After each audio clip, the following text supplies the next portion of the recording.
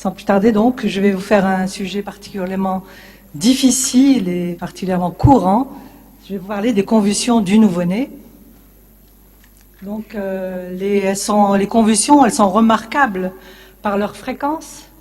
Durant cette période, il faut savoir que c'est la période où les convulsions sont les plus fréquentes durant la vie d'un individu. Donc la période néonatale, c'est là où les convulsions sont les plus fréquentes que durant la période du nourrisson ou du grand enfant. Donc vous voyez que c'est 1,5 à 3 pour 1000 naissances chez nouveau-nés à terme, mais encore beaucoup plus chez le nouveau-né prématuré et le petit poids de naissance. Elles surviennent le plus souvent durant la première semaine de vie. Et ce qui est remarquable également, c'est leur polymorphisme clinique, puisqu'il y a une variété de convulsions sur lesquelles on va revenir chez le nouveau-né. Donc c'est le diagnostic est souvent difficile. Elle est remarquable également par leurs causes qui sont multiples. Là, en effet, et c'est chez nous, par défaut de programme de prévention adéquat et c'est l'encéphalopathie anoxo-ischémique dans le cadre de l'asphyxie néonatale qui est la plus fréquente. Et bien sûr, c'est une pathologie où le pronostic va être lié à la cause et à l'étiologie de ces convulsions. Qu'est-ce qu'une convulsion? Normalement, c'est une population ou une partie d'une population des neurones qui va se mettre à décharger, et c'est l'expression clinique de cette décharge qui constitue la convulsion. Il faut savoir que normalement, les neurones fonctionnent de manière asynchrone, et au cours d'une pathologie X, ils vont se mettre à fonctionner de manière synchrone, et ça va déterminer la convulsion. Il existe bien sûr de nombreuses causes à ce dysfonctionnement cérébral, mais là aussi, je me répète, c'est l'asphyxie qui est la plus fréquente. Comment faire le diagnostic? Comment les authentifier? C'est pas facile, hein, vous allez voir. Quels sont les problèmes posés par leur prise en charge? Ce sont les deux grands volets de notre communication. Comment les authentifier? Il faut savoir les reconnaître, mais il faut savoir aussi les différenciations d'autres manifestations qui peuvent être normales. Donc manifestations paroxystiques, et c'est l'aide de l'EEG et l'EEG vidéo qui peut permettre parfois, mais c'est la clinique bien sûr qui va primer. Ah, quelque chose qui n'est pas sorti. Donc il y a des choses. Voilà. Donc on les différencie par exemple des trémulations, qui sont des mouvements extrêmement saccadés, rapides, qui sont souvent induits par des stimuli. Et c'est le maintien, la différence d'une convulsion, c'est lorsqu'on va maintenir le membre, on le met en flexion, ces trémulations vont s'arrêter. Et il n'y a bien sûr aucune traduction électrique à ces trémulations. L'agitation du nouveau-né également peut être parfois trompeuse. Et ce qu'il faut particulièrement retenir et différencier des convulsions, c'est ce qu'on appelle les myoclonies bénignes du sommeil calme du nouveau-né. Donc ce sont des myoclonies qui vont entraîner un large déplacement des membres, qui sont présentes dès la naissance, jusqu'à 6 semaines. Elles sont liées strictement au sommeil, elles disparaissent au moment du réveil, spontané ou provoqué, et elles surviennent lors de l'endormissement, dans la phase du sommeil calme. C'est la période qu'on appelle le sommeil calme non REM. REM, c'est Rapid Eye Movement, donc mouvement oculaire rapide. Donc c'est une période où se surviennent ces myoclonies. Et il est très important de les connaître parce que c'est des myoclonies qui ne nécessitent aucun traitement et aucune exploration. Donc voilà, c'est durant cette période, vous voyez que c'est dans cette période de sommeil calme que surviennent ces myoclonies. Vous voyez là, on enregistre les mouvements oculaires rapides, REM, Rapid Eye Movement, et alors que dans le sommeil paradoxal, vous avez des mouvements oculaires rapides. Et c'est durant cette phase, il y a une bonne différenciation chez le nouveau-né entre sommeil calme et sommeil paradoxal. Et c'est durant cette phase que surviennent les myoclonies. Donc il est important de les connaître. Leur particularité, c'est qu'elles sont liées au sommeil et qu'elles ne sont pas présentes durant l'éveil. Alors j'ai déjà dit, c'est pas facile de reconnaître une convulsion chez du nouveau-né parce qu'elles sont très atypiques, c'est leur atypique qui leur rend difficile. Donc les manifestations cliniques sont très nombreuses. Ce sont souvent des crises frustes, subtle sagers des anglo-saxons. Il faut savoir également, on voit souvent crise tonico-clonique généralisée. En fait, exceptionnel, c'est très rare, ça n'existe pas, du fait du problème de maturation corticale chez le nouveau-né. Vous savez que la maturation corticale continue, la maturation cérébrale continue après la naissance. Il est clair qu'il y a toujours des phénomènes de croissance cellulaire. C'est vrai qu'on a tous nos neurones, bien sûr, mais c'est les phénomènes de différenciation cellulaire, de myélinisation qui continuent à se faire après la naissance. Donc plusieurs classifications sont proposées pour reconnaître ces convulsions. Donc là, je vous ai mis un petit peu en vrac, tous les types de convulsions qu'on peut voir chez le nouveau-né. Ça peut voir des mouvements de la bouche, de la langue, des mouvements de succion, des mouvements de protrusion de la langue, des mouvements de pédalage, de rame, mais pas de ramage, et des clignements des paupières, des mouvements oculaires anormaux, ça peut être des crises végétatives, des accès de pâleur, des accès d'érythrose, d'hypersalivation, changement pupulaire. Donc, ce qui est caractéristique, c'est que c'est l'aspect de la répétition et l'aspect rythmique de ces mouvements qui peuvent faire dire que c'est une convulsion. Je ne sais pas si on peut passer la vidéo. Donc là, nous, on utilise la classification de Volpe pour classer les différents types de convulsions. Voilà, là, je ne sais pas si je vois très bien. Donc là, on a essentiellement des secousses, vous voyez un petit peu des membres. C'est essentiellement des clonies focales. Il y avait au départ quelques mouvements de la bouche, des clignements des paupières. Donc il y a une association de clonie multifocale et de crise fruste, ce qui arrive très souvent. Vous voyez, c'est la répétition, la rythmicité. Voilà, on peut passer. Donc, on classe généralement ces convulsions en 4 types. Donc, vous avez les crises de ce qu'on vient de dire, les crises frustes, c'est-à-dire tout ce qui est mâchonnement, mouvement de succion, mouvement des commissures labiales, troubles neurovégétatifs. Vous avez les crises cloniques focales ou multifocales qui intéressent une région du corps ou plusieurs régions du corps. Les crises hypertoniques qui sont souvent de moins bons pronostics. Le type de crise peut avoir également une valeur pronostique. Vous avez les crises myocloniques, elles sont plus rares chez les nouveau-nés, mais elles sont difficiles à reconnaître. Là, ce sont souvent des mouvements un peu plus violents et intéressent souvent les fléchisseurs. Et enfin, l'état de mal convulsif, et vous savez, c'est que si c'est une répétition de ces manifestations cliniques ou électriques dans plus de 10 minutes, on parle d'état de mal convulsif. Alors, vous êtes devant une convulsion, qu'est-ce qu'on peut faire? Il faut bien sûr, avant toute chose, faire céder la crise, arrêter la crise, après avoir la mise en condition d'un nouveau-né, c'est extrêmement important.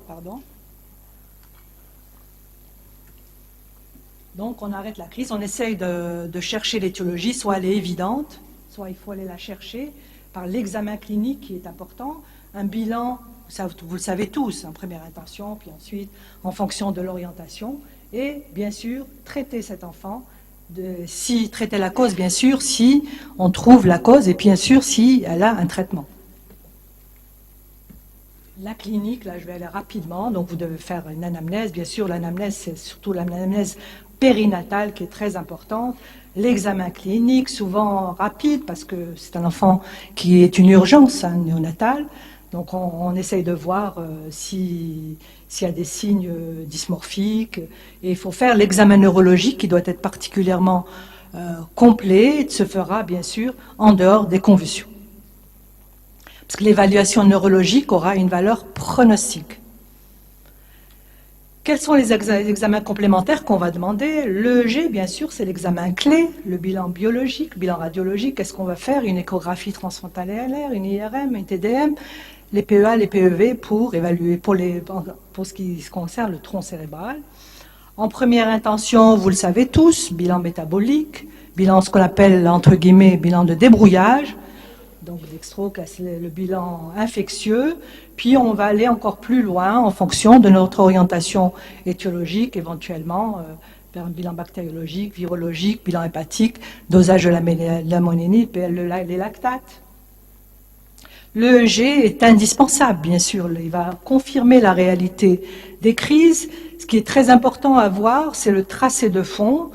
Il n'est généralement pas altéré si le nouveau-né est confronté à une seule convulsion, mais s'il y a une répétition des crises, le tracé de fond, surtout s'il est paroxystique ou inactif, il est particulièrement inquiétant. Je sais que c'est difficile chez nous, normalement, en cas de EEG anormal, il faut le répéter 1 jour sur 2 pour guetter les signes de récupération, parce que ça va avoir une valeur extrêmement importante pour le pronostic à long terme. Voilà un enfant qui est en train de se faire son EEG chez un nouveau-né. On passe. Donc il va nous permettre de reconnaître, souvent je vous ai dit, les crises sont atypiques. On va permettre de reconnaître une crise fruste, d'identifier si votre nouveau-né est dans le coma, surtout dans les encéphalopathies anoxo-ischémiques stade 3 de Sarnat. Vous avez un enfant qui a des troubles de la conscience. Donc l'EEG va être un nouveau-né qui est dans le coma. Il y a souvent déjà un édème cérébral et il est certainement en train de convulser, même en infraclinique.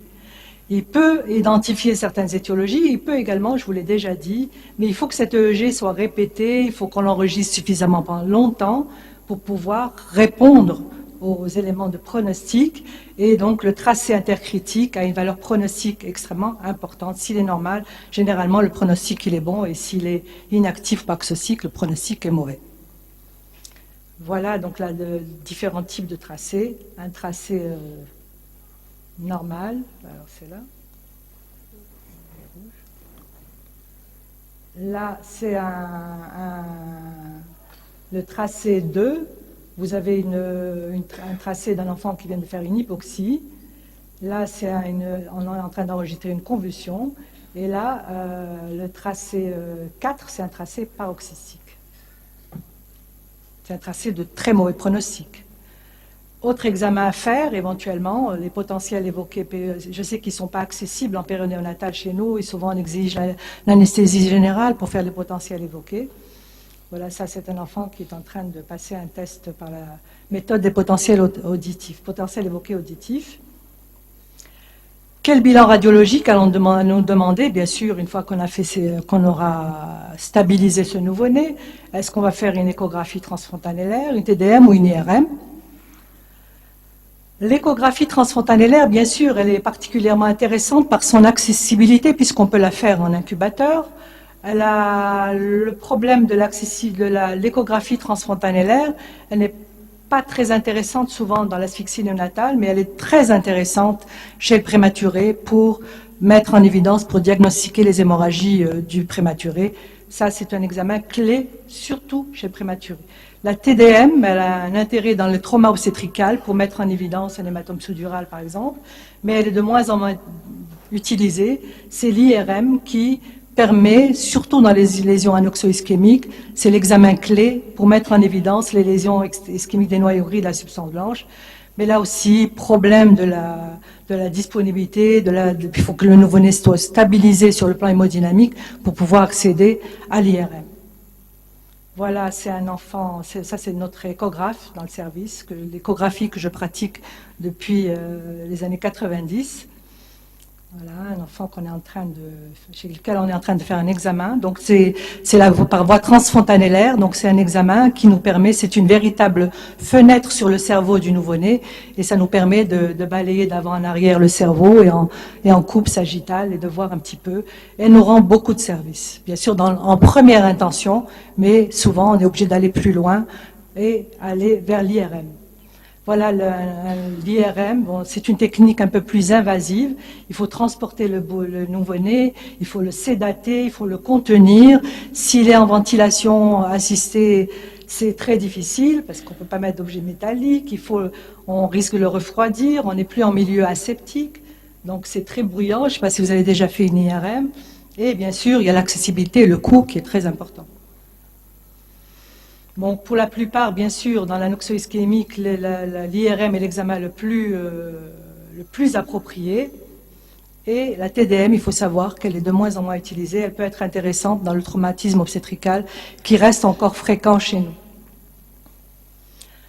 Quelles sont les causes de ces convulsions? Je vais dire quelques mots, je vais m'intéresser peut-être à certaines causes particulièrement. Donc, je vous l'ai dit, l'encéphalopathie anoxo-ischémique, c'est la première cause. Les hémorragies intracrâniennes, c'est celle prématurée. Chez le nouveau-né à terme, les hémorragies, c'est essentiellement l'hémorragie sous-durale ou sous-aconoïdienne. Chez le prématuré, c'est l'hémorragie, ce qu'on appelle les hémorragies péri-intraventriculaires. On va y revenir. Vous avez également les infections du système nerveux central, les méningites virales, bactériennes, les troubles métaboliques, il y a les troubles métaboliques fréquents. Là, c'est une étude qu'on avait faite à Beni-Messous en 2010 sur l'ensemble des convulsions. Et vous voyez que là aussi, c'est l'encéphalopathie anoxo-ischémique qui est arrivée en premier, suivi des convulsions du prématuré, les méningites, les troubles métaboliques, des convulsions isolées, point d'interrogation, parce qu'on n'avait pas encore fait souvent des convulsions bénignes, néonatales, familiales ou du 5e jour, et les autres. Donc, je vais vous dire juste quelques mots sur l'encéphalopathie anoxo-ischémique, puisque c'est la cause la plus fréquente des convulsions chez le nouveau-né. Donc, c'est une des, vous savez aussi, malheureusement, c'est une des plus grandes pourvoyeuses de handicap et d'IMC à long terme. Chez nous, à Beni-Messous, on est à 10 à 15 pour 1000 encéphalopathie anoxo-ischémique pour 1000 naissances, et vous voyez que, et là les chiffres sont en train encore de diminuer ailleurs, puisque nous on est à peu près à 5 fois plus d'encéphalopathie anoxo-ischémique par rapport aux pays dits développés. Alors, ce qu'on appelle les convulsions surviennent dans ce qu'on appelle les encéphalopathies anoxo-ischémiques stade 2 ou 3 de Sarnat. On l'appelle également maintenant encéphalopathie néonatale précoce. Donc, il faut savoir qu'elles sont compliquées dans 60% des cas de convulsions. Ces convulsions sont uniques ou répétées. La particularité de ces convulsions, c'est qu'elles sont précoces. Souvent, elles surviennent dans les 24, le plus souvent c'est 24 premières heures, jusqu'à 48 heures de vie. Voilà, encore une fois, problème de prévention qui fait que c'est un problème qui reste relativement fréquent. Mais en fait, ce qui pose problème, souvent on a tendance à mettre un petit peu tout le paquet des étiologies dans l'asphyxie, dans l'encéphalopathie anoxo-ischémique, parce qu'il y a un véritable problème d'authentification de l'asphyxie néonatale. Est-ce que ce nouveau-né a réellement fait, dans le cadre d'une asphyxie néonatale, dans le cadre d'une encéphalopathie anoxo-ischémique, ou non? Donc on a beaucoup au départ, les gens ont mélangé un petit peu tout, notion de réanimation intensive, liquide amniotique, mais les stigmates de souffrance fétale, pH, anomalie d'urine cardiaque fétale. Donc on a essayé de score d'Apgar. Score d'Apgar, bon, il a fait ses preuves, certes, mais il n'est pas toujours de très grande valeur sur le plan pronostic, sauf lorsqu'il reste très bas après 5 minutes. Nous, on utilise les critères de Carter.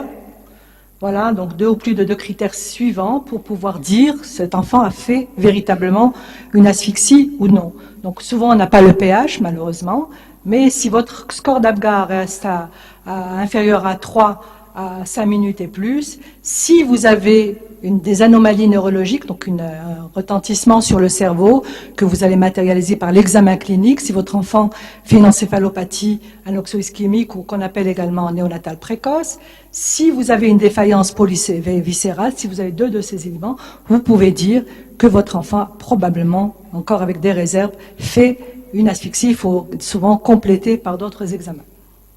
Donc, je vous ai dit, encéphalopathie anoxo-ischémique, stade 2, stade 3, il faut savoir ce que ça veut dire. Le stade 1, généralement, ce sont des enfants qui sont hyper excitables, ça n'a pas de grosse incidence sur le pronostic. Le stade 2, déjà, on a une évolution vers une dépression du système nerveux central, apparition des convulsions, c'est là, donc dans le stade 2 et 3, où vous allez avoir apparition des convulsions, et surtout le stade 3, où vous avez un état de mal convulsif, souvent un édème cérébral important, et souvent nécrose cellulaire neuronale, et c'est des enfants, ce sont les enfants à plus haut risque d'IMC.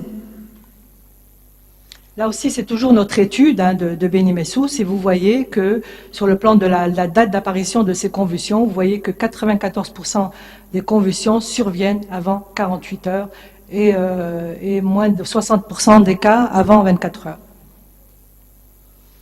Elles sont le plus souvent frustes ou multifocales. Et vous voyez que le plus souvent elles sont uniques, mais quand même on a 15% d'enfants qui ont fait un état de mal convulsif, donc avec un pronostic particulièrement réservé. Donc on en a déjà parlé tout à l'heure. C'est vrai que l'ETF est très limitée dans l'asphyxie néonatale. Elle est souvent normale, même dans les je me prononce moins parce que quand il y a une encéphalopathie anoxo-ischémique sévère, il y a quand même souvent des anomalies à l'échographie. Mais ce qui est important, c'est de la répéter. Il ne faut pas la faire trop tôt parce que il y a des images, c'est fausses, vous avez des faux négatifs. Donc il faut la répéter et la faire généralement après 10 jours de vie pour pouvoir visualiser les lésions d'anoxo-ischémie. Alors il manque quelque chose là, non? Voilà. Donc c'est bon, on l'a déjà dit. Voilà, par exemple, lorsque vous avez un nouveau-né qui a des échogénicités aussi, au niveau des noyaux gris aussi importantes, avec une évolution vers des stades de cavitation, il a des véritables un cerveau qui est un parenchyme cérébral qui se transforme vraiment en gruyère par la suite, vous pouvez être sûr que cet enfant a déjà une destruction neuronale extrêmement importante sur le deuxième cliché et une évolution souvent vers une atrophie cérébrale. Voilà, vous voyez que ces ventricules qui commencent à avoir un aspect, qui perdent leur concavité externe, ça c'est un signe souvent de destruction parenchymateuse. Là on voit bien les lésions de cavitation et là c'est vraiment un aspect en bille, en boule de cet enfant. C'est un enfant qu'on a suivi, qui a fait un West symptomatique, qui a fait, bien sûr, qui est tétraplégique, qui a un retard psychomoteur extrêmement important. Ça, c'est les mêmes lésions à l'IRM, avec des lésions d'hypersignal au niveau des noyaux gris. Chez le prématuré, donc dans les premiers jours, c'est essentiellement l'enfant convulse dans le cas d'hémorragie péri-intraventriculaire. Et la leucomalacie, les convulsions apparaissent un peu plus tardivement.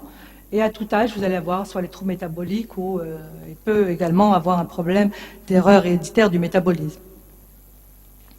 Donc ce sont les hémorragies péri-intraventriculaires et la leucomalacie péri-ventriculaire qui sont les complications redoutables de la prématurité, car c'est des enfants qui vont convulser, mais ce qui est le plus redoutable, c'est l'évolution vers la paralysie cérébrale, ou ce qu'on appelle en français l'IMC. Donc les hémorragies péri-intraventriculaires, le diagnostic se fait à l'échographie transfrontalière. On les classe en 4 stades de gravité croissante, et plus le nouveau-né est prématuré, plus il est grand prématuré, donc de moins de 32 semaines, plus il a les chances ou malchances de faire des hémorragies, surtout s'il est mal stabilisé sur le plan hémodynamique métabolique, s'il est mal nursé. C'est des enfants qui sont extrêmement exposés aux accidents hémorragiques. Pathologie fréquente du prématuré. Donc le stade 1 et 2, généralement, généralement, ils s'en sortent sans grandes conséquences à long terme, mais les stades 3 et 4, surtout le stade 4, c'est une hémorragie ventriculaire, quel que soit son stade, mais à partir du moment où vous avez une hémorragie parenchymateuse, il est automatiquement classé stade 4. Donc là, vous avez des images comme ça, le pronostic, vous pouvez le faire dès la naissance. Là, ces ventricules sont inondés. Et ce qui est important chez les enfants, on va les suivre une fois par semaine pour suivre la dilatation ventriculaire. Voilà, là il est au stade de dilatation. Donc on mesure, il n'arrive plus. Donc on suit. Ce qui est important, c'est pas tellement le périmètre crânien, c'était important de le suivre sur le plan échographique parce que la dilatation ventriculaire, souvent, elle précède l'augmentation du périmètre crânien, d'où l'intérêt de l'échographie, de la répéter de façon, malheureusement, on n'intervient pas facilement chez les nouveau-nés, chez nous, pour essayer de les dériver précocement. Donc je crois qu'il y a une communication cet après-midi sur les hydrocéphalies, on aura peut-être l'occasion d'en discuter. Donc là, on peut mesurer ces ventricules et suivre leur évolution et voir s'il y a une augmentation ou pas de la dilatation et décider éventuellement d'une intervention. Là, c'est une hémorragie stade 4. Vous voyez, il a saigné d'un côté. Il a saigné dans son parenchyme. Donc, on l'a classé automatiquement stade 4 parce qu'il y a une hémorragie intraparenchymateuse. Donc là, c'est un enfant qu'on a suivi également. Vous avez souvent une corrélation entre la lésion et la dysfonction ultérieure. C'est un enfant qui est hémiplégique, qui fait des convulsions, une épilepsie partielle. Là aussi, c'est un stade 4 avec une évolution vers une lésion de porencéphalie. D'accord.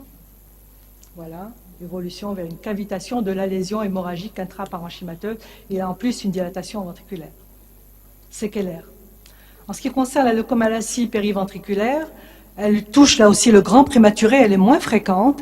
Les convulsions apparaissent un peu plus tardivement au stade de kyste, dans le cadre de la leucomalacie. Et c'est surtout grave quand les lésions sont très attendues et sont des enfants qui vont présenter par la suite des séquelles neuropsychiques, on en a déjà parlé, que ce soit une cérébrale palsy avec ou sans épilepsie et bien sûr des troubles des apprentissages au moment de la scolarité. Là, ce sont les lésions infectieuses. Là, c'est à droite, c'est une lésion de dilatation ventriculaire avec ventriculite. On a des échos intraventriculaires. Et là, ce qu'on appelle la vasculopathie ventriculo-striée, vous avez des échogénicités linéaires qu'on voit surtout dans des infections, dans des embryophétopathies, en particulier l'infection virale à CMV. Ça aussi, ce n'est pas de bon pronostic. Là, c'est l'évolution d'une ventriculite avec des ponts de fibrine. Ça, c'est un enfant qui avait une méningite à salmonelle. Pour les causes rares, bon, vous avez un peu de tout, les anomalies du développement cérébral, donc toutes les malformations, les anomalies de fermeture du tube neural. Vous avez le syndrome de sevrage. Faites attention au sevrage des antiépileptiques. Nous, ce n'est pas tellement le problème de la cocaïne. Les pathologies métaboliques rares, donc là. Les autres convulsions néonatales rares, vous avez les convulsions néonatales bénignes familiales, ça on le voit quand même, du fait de la fréquence, de la consanguinité chez nous. Les convulsions bénignes idiopathiques du 5e jour, dont on ne connaît pas très bien l'étiologie, et l'encéphalopathie myoclonique précoce, qui est particulièrement grave, beaucoup plus rare les tumeurs intracérébrales.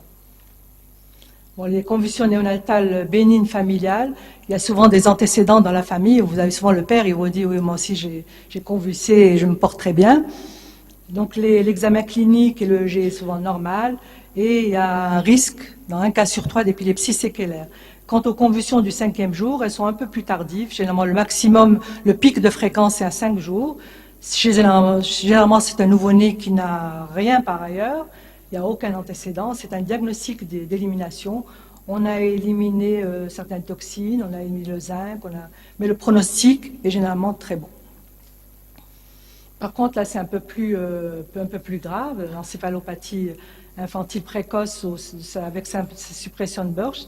Ils ont un tracé électrique extrêmement caractéristique, avec des bouffées séparées de tracés plats.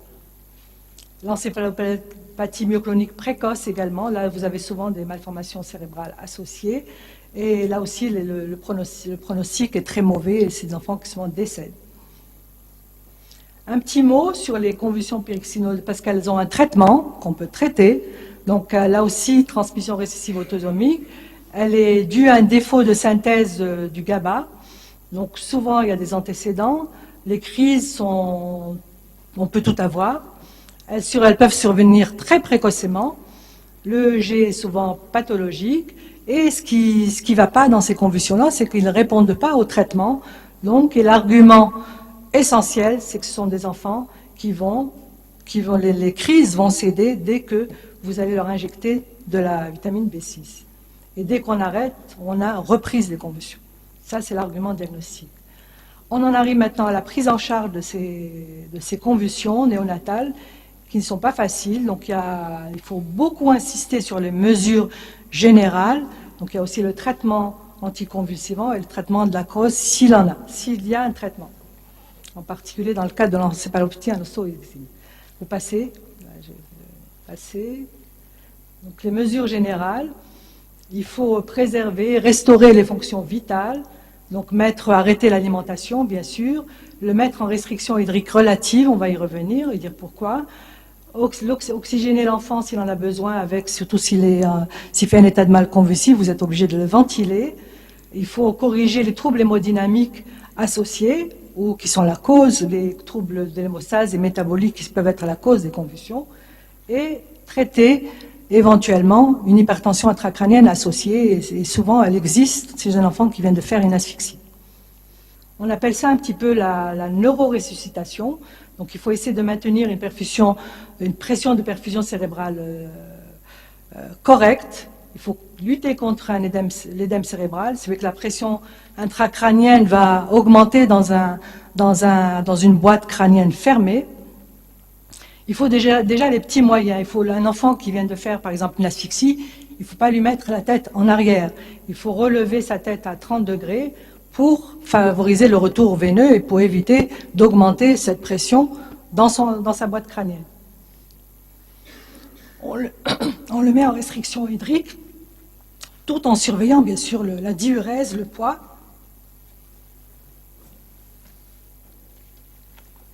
On le ventile, surtout s'il y a un état de mal convulsif. Faire très attention à la PaCO2.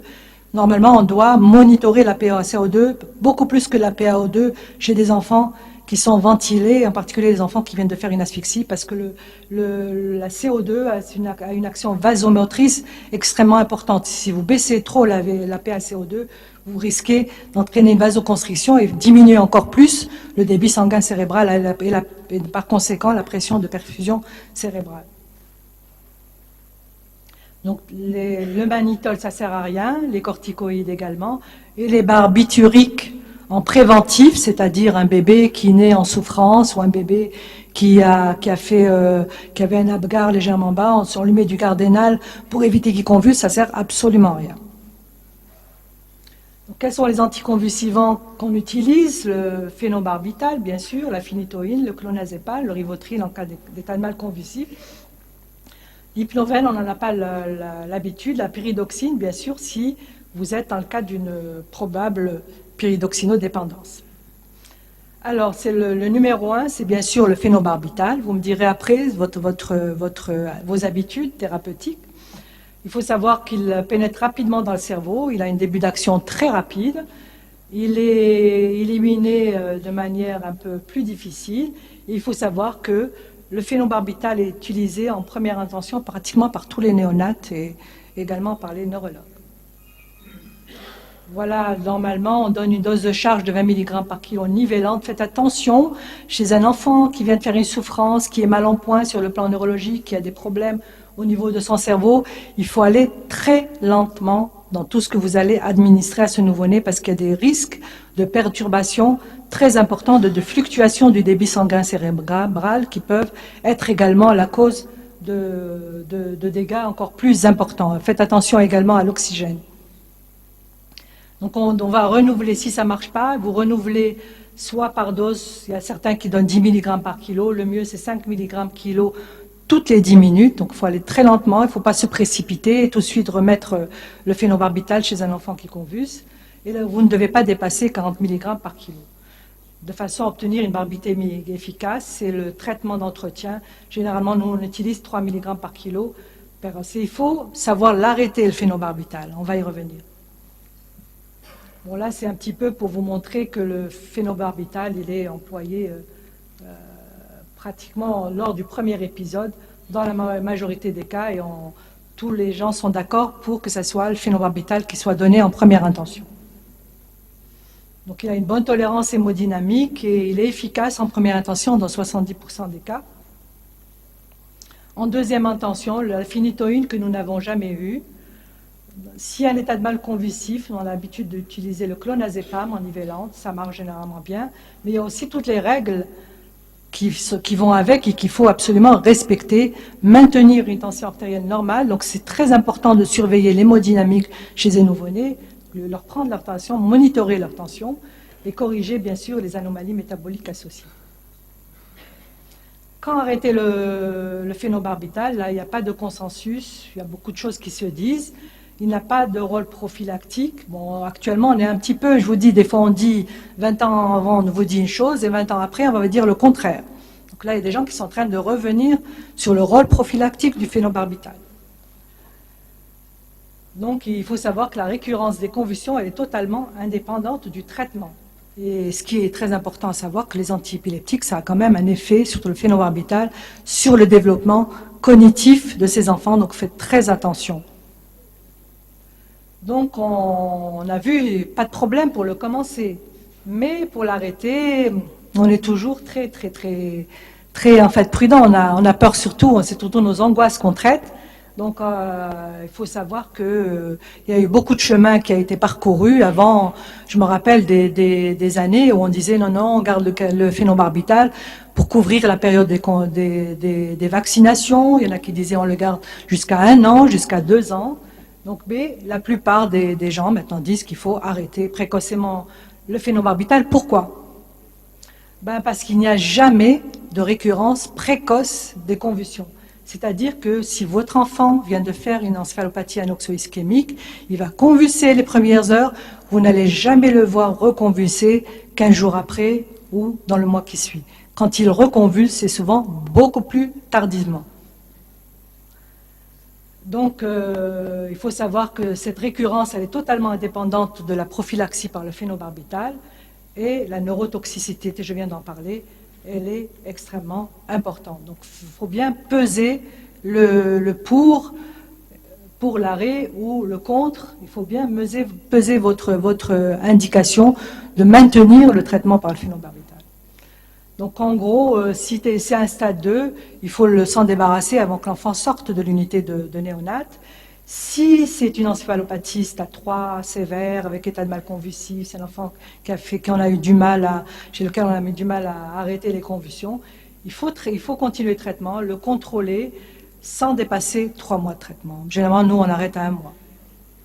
En ce qui concerne ce qu'il y a un traitement de la cause, si vous avez une cause dans des antibiotiques en cas de méningite, en cas de troubles métaboliques, en cas de pyridoxinodépendance, vous avez un traitement qui peut être bien codifié. En ce qui concerne l'encéphalopathie anoxo-ischémique, il n'y a pas de traitement véritable. Le traitement, vous le savez tous, je ne vais pas me répéter, il est essentiellement préventif. Il faut qu'on agisse en amont, il faut qu'on organise nos salles de réanimation, nos salles de naissance, organiser la réanimation néonatale, insister sur la formation, parce qu'on doit porter assistance à un cerveau en danger, en fait. Donc, il faut moi je pense que de la puéricultrice à la sage-femme, on doit apprendre tous les gestes qu'on doit apprendre en matière de réanimation, de façon à pouvoir faire baisser, éviter que le score d'Apgar reste bas à 5 minutes en tout cas. Donc actuellement, par contre, il y a un traitement qui a été ce qu'on appelle la neuroprotection par l'hypothermie contrôlée, c'est-à-dire lorsque vous avez un enfant qui a fait une asphyxie néonatale, il faut éviter de le réchauffer, il faut essayer de le maintenir. Il faut l'hypothermie contrôlée, ça veut dire que vous n'allez pas le mettre dans une chambre froide et le laisser sans surveillance, parce que l'hypothermie, elle n'est envisageable que si elle est contrôlée. Donc actuellement, on met ces enfants à la température de 33,5 à 34 degrés, sans descendre en dessous de 33, sans monter au-dessus de 36. Donc il faut que ces enfants restent froids sans sortir de certaines limites. Donc cette hypothermie, elle doit être très progressive, elle doit être appliquée le plus tôt possible, avant 6 heures, sinon ça ne sert à rien du tout, parce que là, on va agir, ce qu'on appelle la cascade qui va arriver, on a un petit peu de temps pour agir, qui va aboutir à la mort neuronale retardée, et c'est l'action de cette hypothermie qui va permettre de freiner cette mort neuronale. Donc, et le délai, donc il faut la débuter précocement et la maintenir pendant 48 à 72 heures. Donc il faut savoir qu'il y a des effets secondaires, donc on ne peut pas improviser, on ne peut pas la faire n'importe comment. Moi, ce que je dis aux résidents, évitez d'allumer la table chauffante chez un enfant qui vient de faire une asphyxie, surveillez sa température, essayez de le maintenir autour de 35, mais faites très attention à ne pas le réchauffer. Donc n'allumez pas une table lorsque l'enfant vient de faire une asphyxie, mais surveillez, si jamais il descend trop bas, réallumez votre... Il ne faut pas surtout qu'il y ait, c'est comme les convulsions fébriles en fait, il ne faut pas qu'il y ait de fluctuations brusques de la température qui va être encore plus délétère et plus dangereuse pour le cerveau de cet enfant. Bon, le pronostic, bien sûr, il va dépendre de l'étiologie, de la pathologie de situation, du type de crise. Je vous ai dit tout à l'heure que les convulsions myocloniques, les crises hypertoniques sont de moins bons pronostics, de l'EEG. L'EEG, il est extrêmement important, et du traitement, la manière dont vous allez traiter cet enfant, bien sûr, et de la durée du traitement. Enfin, c'est une complication, là je me répète, les étiologies sont multiples, mais le problème des convulsions, dans le cadre de pathologies graves, si c'est une épilepsie, des convulsions dans le cadre d'une bénigne familiale, il est clair que le pronostic il sera différent d'un enfant qui vient de faire une encéphalopathie anoxo-ischémique stade 3 ou 4, ou d'un prématuré qui avait une hémorragie grade 3 ou 4, et je vous remercie.